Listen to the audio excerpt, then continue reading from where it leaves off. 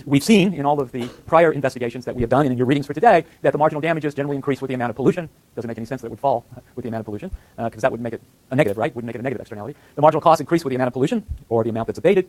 And the cost minimizing solution is shown in this figure here, the efficient level of a fund pollutant.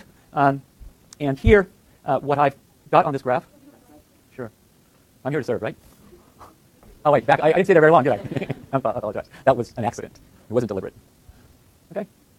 You okay? No or yes? No. Okay. What I want to do is take this basic information and put it into a graphical display in which I'm going to look at both the marginal damages and the marginal cost. And surprise, surprise, the optimal solution is setting marginal damages equal to marginal control cost. Okay, may I go on? All right. So the efficient level. What we have here, and by the way, pay attention to the graphs because what's going to happen along the way, as you found in the readings for today's lecture, that horizontal axis keeps changing.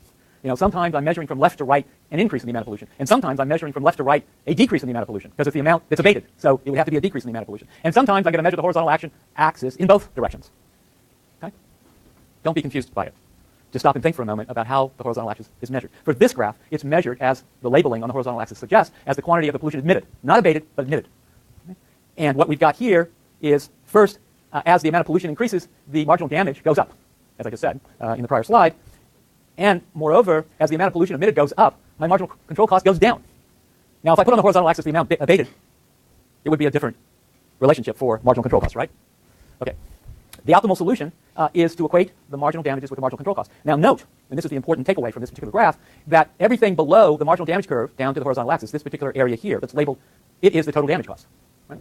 Because I'm integrating under that function. I'm sorry, I'm not supposed to speak calculus, am I? I'm taking the area below the marginal damage function out to the optimal quantity, and that area happens to be the total damage cost. Likewise, here, I'm taking the total area with regard to control cost out to the optimal amount of emission, and this area represents the total control cost. Okay? All right. Now, looking at the next to the last lecture before the midterm, we talked about externalities and damage costs, and here we're recognizing that damages to humans or damages to the environment are externalities. The control costs are private costs. Now I'm going to repeat a basic theme that we've discussed in each of our prior examinations of externalities, namely, the firm, if there are no incentives, a company, if it has no incentives to control the amount of externalities, will do nothing with regard to eliminating what would otherwise be the amount of emissions and the harm to humans and society. And since those external costs are not internalized, they will end up choosing a level of pollution that ill serves society as a whole. And the only way of changing that outcome is to change the incentives. One way of changing those incentives is to corrective taxes or emission taxes, as we've discussed. Another way is to set up an institution with regard to trading of permits for polluting the environment. And because of this, these other policy interventions are necessary to get to an outcome that serves the public interest. Okay? Now, as we all recognize, the outcome that is efficient, we may not like the distributional consequences, but the outcome that is efficient is one where the marginal cost of control is set equal to the marginal damages for each and every emitter. And once again, we discussed this before, there's a command and control policies that have been introduced historically in many countries which specify some legal limit with regard to how much can be emitted by a particular source of pollution. The big problem with command and control, and now repetition I hope works, the big problem with command and control is the public policymaker doesn't know what the marginal control cost for each emitter is. And this is one of the reasons that economists generally gravitate toward taxes and emission charges, because the marginal control costs or the control costs are unknown. The way of getting to efficient levels of waste or pollution is by operating with taxes or emission charges. All right? Let's take a concrete example, which has a little different wrinkle than everything that we've discussed up to this point in time. This is an example in Sweden. And Sweden has been very progressive with regard to not only taking into account distributional consequences, but trying to provide the right incentives for controlling the amount of waste or pollution that otherwise might take place. And emission taxes, by the way, when you stand and look at this from the standpoint of the public sector, if they impose emission taxes, they get to collect revenues, right? If those emission taxes are enforced, they end up collecting revenues, which means that they have to collect less in the way of taxes from other sources. But what the Swedish government came along and made the argument that, gee whiz, I don't care about collecting additional revenue. What I care about is reducing the amount of pollution while at the same time supporting the level of economic activity. In other words, the Swedish government, want to find some complementarity between environmental quality and economic growth. Right? And by the way, if you come back to the Coase theorem, the simple examples we've looked at in the Coase theorem, fundamentally that's what the Coase theorem is about. It's trying to find those solutions which simultaneously serve environmental interests and economic growth interests. Right? I mean, everything else constant. If you could write on a clean sheet of paper, you'd have a pristine environment in which there was no health risk of humans whatsoever, but you were growing very nicely, right? And everybody's going to be better off generation by generation if you could write on a clean sheet of paper. Okay? Well, the Swedish government came along and said, gee whiz, I want to serve both goals.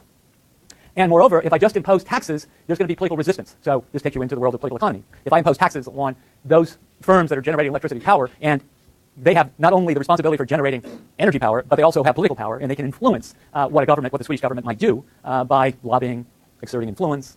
And the question I have for you, is it possible to design a system of rebates that will be politically feasible without undermining the abatement incentives that a government might have? So visit with your neighbor. It's going to take us beyond just looking at corrective taxes. Okay? Give it some thought.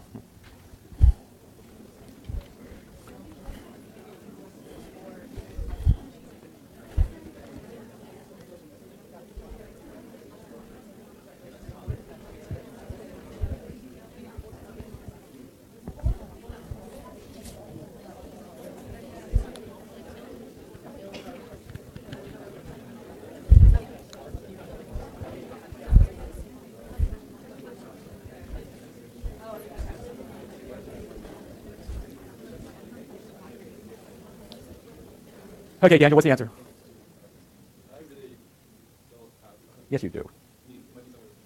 Okay, let me give you a hint. As I suggested, I didn't make it very clear, but the Swedish government doesn't care about collecting taxes. I mean, they don't want to use the incentives that they're imposing with regard to taxes to generate more revenues for the government.